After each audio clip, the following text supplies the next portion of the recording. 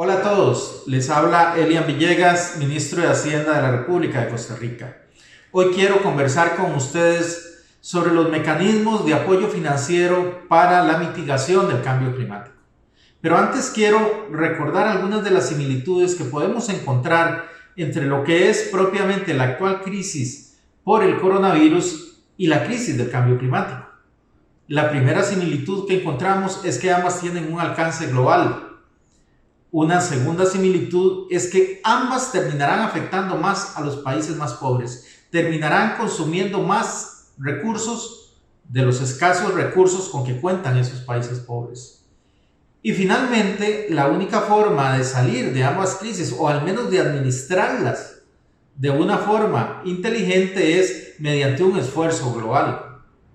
Ahora, cuando pasamos a analizar propiamente lo que es el esquema financiero para la mitigación del cambio climático, tenemos que tomar en consideración ciertos elementos. El primero de ellos tiene que ver con los 100.000 millones de dólares que fueron ofrecidos por los países más desarrollados en beneficio de los países que se iban a ver más afectados por el cambio climático.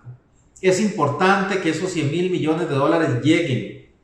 Y es importante que esos 100.000 millones de dólares lleguen además porque es la forma de que todos realmente creamos en los mecanismos multilaterales como el foro donde se puede discutir, alcanzar acuerdos y ejecutarlos.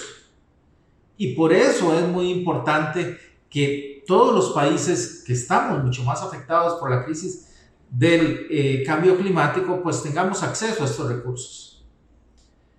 En segundo lugar, debe considerarse esto como un aporte no reembolsable. No es posible siquiera pensar que los países que están más afectados por el cambio climático, al recibir este aporte, deban después repagarlo. Esto, por injusto, es sencillamente impensable. En tercer lugar, hay que pensar que con esos 100.000 millones de dólares no se agotan las necesidades de financiamiento. En realidad, el cambio climático, la mitigación, las medidas que tenemos que llevar adelante de los distintos países requieren un flujo económico mucho más importante. Y ese flujo económico tenemos que buscarlo en los mercados. Por eso, como cuarto punto, quisiera enfatizar en la importancia de utilizar instrumentos novedosos. Instrumentos novedosos tales como ha sido el canje de la deuda por naturaleza o canje de la deuda por resiliencia o por descarbonización.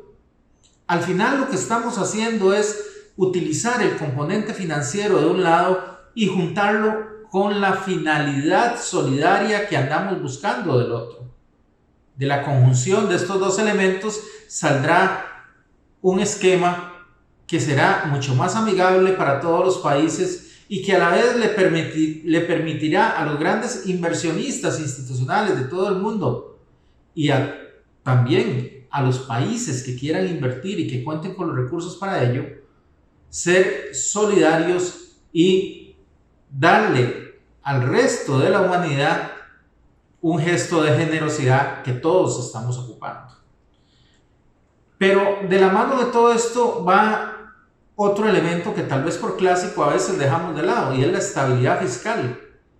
Tenemos que ayudar desde los organismos multilaterales a que estos países cuenten con la estabilidad fiscal suficiente para poder implementar todas estas medidas que acá estamos hablando.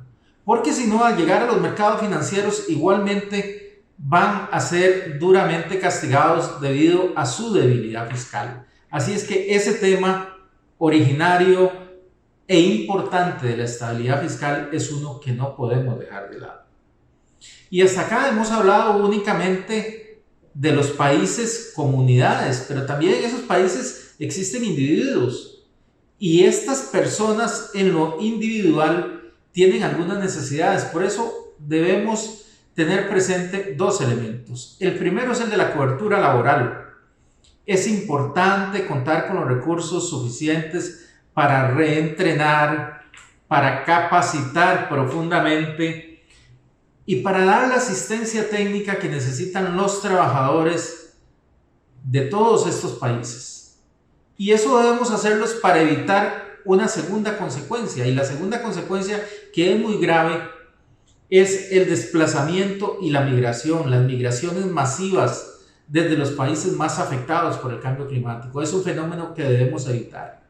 Y la forma de evitarlo es, reitero, con una mayor capacitación, con la generación de puestos de trabajo mucho más resilientes, con la generación de oportunidades para todos estos trabajadores, y esto requiere de un financiamiento adecuado.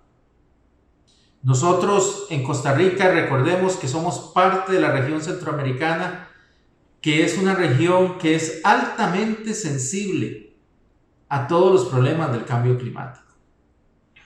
No quiero finalizar sin antes recordar que, al igual que con el coronavirus, ocuparemos llevar adelante para disminuir el impacto de esta crisis climática una acción conjunta, y que en esta acción conjunta es necesario ese apoyo solidario y generoso por parte, sobre todo, de los países que cuentan con más recursos, y que todos debemos tener presente que en esta situación el único acto de egoísmo permitido es el de sentirnos satisfechos porque estamos ayudando a los demás.